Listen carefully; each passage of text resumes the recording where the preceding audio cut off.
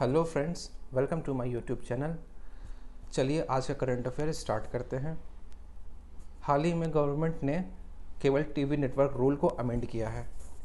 Information broadcast ministry जो कि central government के अंदर आती है, इसने अमेंड करके एक नया रूल बनाया है, केबल टेलीविज़न नेटवर्क रूल 2021। जो पुराना रूल था वो 1994 का था, जो कि काफ़ी पुराना हो चुका था।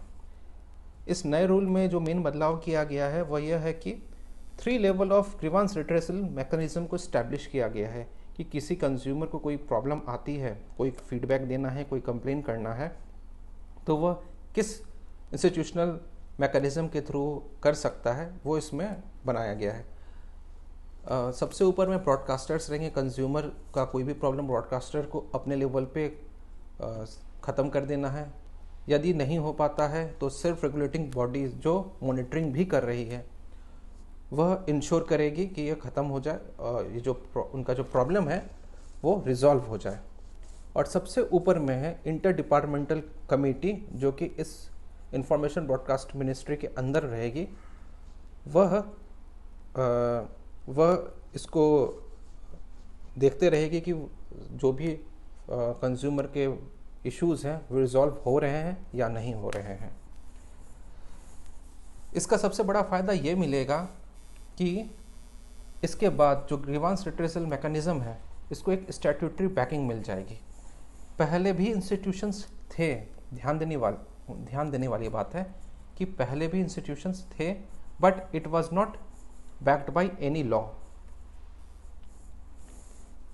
इससे कंज्यूमर का जो है ट्रस्ट भी बढ़ेगा, क्योंकि जो ब्रॉडकास्टर्स होंगे और सेल्फ रेगुलेटिंग बॉडीज़ होंगे, they will be more accountable and more responsible.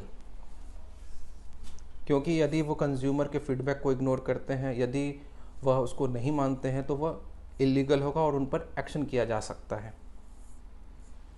खैर, बट अभी भी इसमें जो मेन इशू ये है कि रूल्स तो नए लाए गए हैं, लेकिन रूल्स जिस एक्ट के तहत लाया गया है वो एक्ट अभी भी बहुत पुराना है। The cable television network rule act 1995 is very old. इसका सबसे बड़ा डिमेरिट ये है कि OTT डिजिटल कंटेंट आज के समय में जो काफ़ी ज़्यादा जनरेट हो रहे हैं, specially in this lockdown time, वो इसके अंदर नहीं आता है।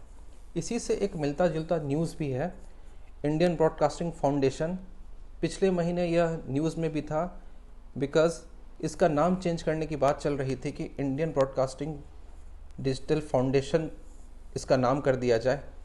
मेन पर्पस ये था कि जो डिजिटल कंटेंट है जो अभी भी इरेगुलेटेड थे, अनरेगुलेटेड थे, उनको भी रेगुलेट किया जा सके। ओवर द टॉप प्लेटफॉर्म्स का मतलब होता है जो हम लोग अमेज़ॉन पर या नेटफ्लिक्स वगैरह पे जो वेब सीरीज़ वगैरह देखते हैं, तो ये जो नेटफ्लिक्स हुआ, अमेज़ॉन हुआ, ZTV वगैरह का जो डिजिटल कंटेंट हुआ, इन सबको OTT कहते हैं। और OTT अभी कोरोना टाइम के समय में काफ़ी ज़्यादा पॉपुलर हो रहा है। लोग घर में बैठे हुए हैं और वो ज़्यादा से ज़्यादा समय नेट पे स्पेंड कर रहे हैं, तो OTT वाले जो हैं वो इसको एक अपॉर्चुनिटी लेकर के ज़्यादा से ज़्यादा वेब सीरीज़ या ऑनलाइन मूवीज़ वगैरह रिलीज़ कर रहे हैं।